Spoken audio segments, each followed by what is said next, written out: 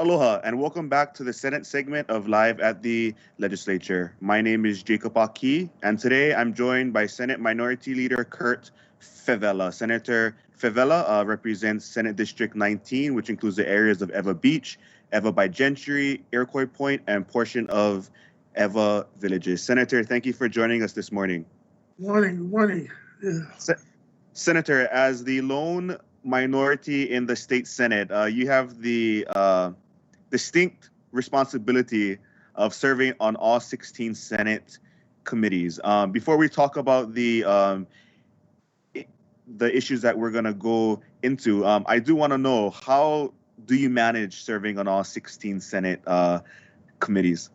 First of all, I love it as a blessing. I mean, to be able to serve on all 16 committees is a challenge, but I have very great staff, research staff, and even my office manager. We put everything on the computers. At one time, I could have 3 devices and go through them. It's very different than when we was doing the running around to committee hearings. But I think we learned to adapt to our environment. But I really missed being in the committee rooms and seeing the people and their passion in testifying on things, whether they're for it or against it. And that's the only thing that I really miss. Being on a screen, you don't have that interaction with the constituents or the people that come out here and want to lobby for what they want in their community, especially in our community where we have a lot of things going on. But the best part about it is that I have a vote in all 16, and I have a voice in all 16. So I try to be there, and it makes it a little easier by having the 3 devices, because I have 3 different binders. And then I have, when time for vote, I just have my script that I already went through and prepped for. So I know what a topic is and when I'm going to speak for or against bills, especially sometimes when we have some, unfortunately, we have some gun bills that doesn't really make sense to take away our rights to bear arms or having a right to have a certain gun. And I try to, voice my opinion. And then the same thing with our schools and being safe in reopening and graduations. And, it's a blessing to be a part of all of them. And, I just thank of my community of Eva Beach to giving me the opportunity to serve them. Thank you. Senator, one of the first topics that I want to talk about, and one that I think you've been working very hard on, is the issue of hemp. Yes. I'll give the floor to you, because I know that's a topic that you are very passionate about. Well, when I first came here to the Capitol, I had a few gentlemen from my community came out and discussed this with me with hemp. And being not knowing, I was like, that's pakalolo, that's marijuana. I have nothing to do with that. But then we had a great person in the House. Her name is Cynthia Thielen. Was graciously enough to gift me a beautiful hemp shirt. And I was like, wow, possibilities, yeah? And lo and behold, I went on PBS not too long ago talking about the casinos and deferment of the casino bill. Going forward, PBS had asked me what was my solution? What would be my solution to the shortage of Hawaiian homes and the beneficiaries and raising money for Hawaiian homes if we needed to get into it? And I told them industrial hemp. Not knowing as much as I know now, when I said it, didn't realize how awesome this industrial capabilities of what we can do. So even with the mask and the paper towels, the paper plates, clothes, but what really surprised me, it makes wood, 2x4s, anything. So an acre or so of hemp, you can pretty much build a home. If you want to build it from the ground up, a few more acres of hemp, you can do so. But the best part about hemp is that it doesn't have to be in a great soil, dirt area. It'll go in and it'll clean it out if it's bad, like strychnine. A lot of the sugarcane has strychnine. But the best part about it, it makes cement, yeah? It makes wood. It makes everything that you can think of. And I never know that hemp was always used for rope. That was something that I was so amazed of. But it can make chopsticks. It can make everything. If we build a manufacturing plant here, and the amount of taxes and amount of money that we can generate, this will be better. I don't use the word better.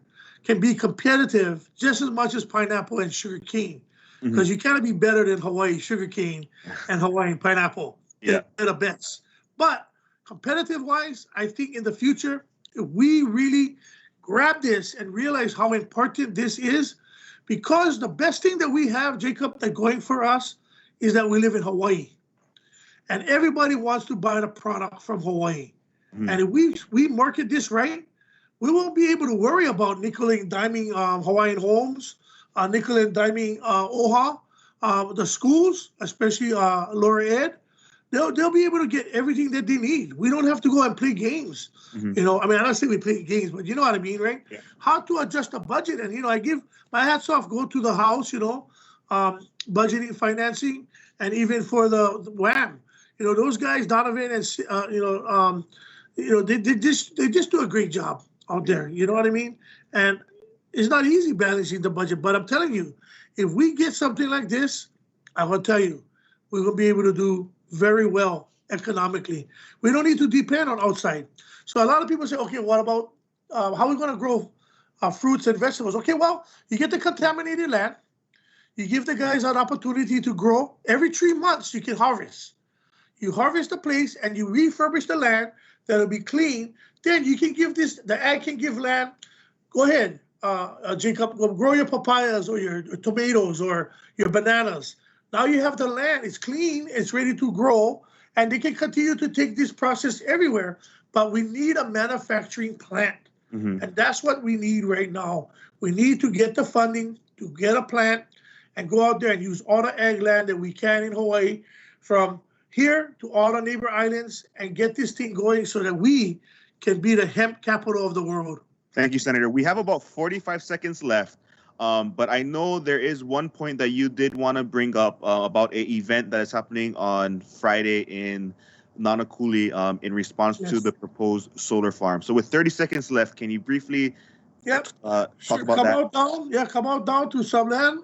We'll be there from 4:30 to 6 o'clock opposing Hawaiian Homes try to build a solar farm in our sacred valley.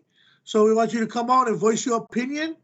We have the protectors out there of Nanakuli Valley, and we just want you guys to come out and have a peaceful demonstration to oppose the project.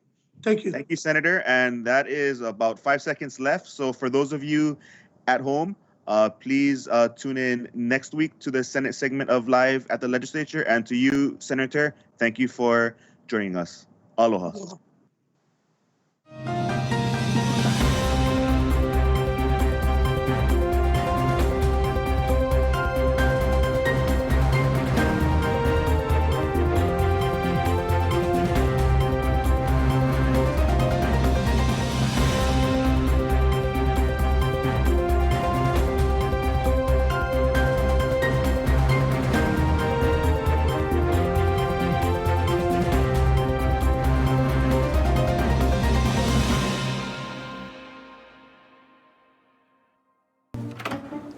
What are you doing? We have to go. I'm gonna be late for work. It's Tuesday morning. I gotta record live at the legislature on Alelo. Senate and House leadership discussing what's happening at the state capitol. So just watch it on the news tonight. Come on, let's go. Hey, this is like getting the news before it's news.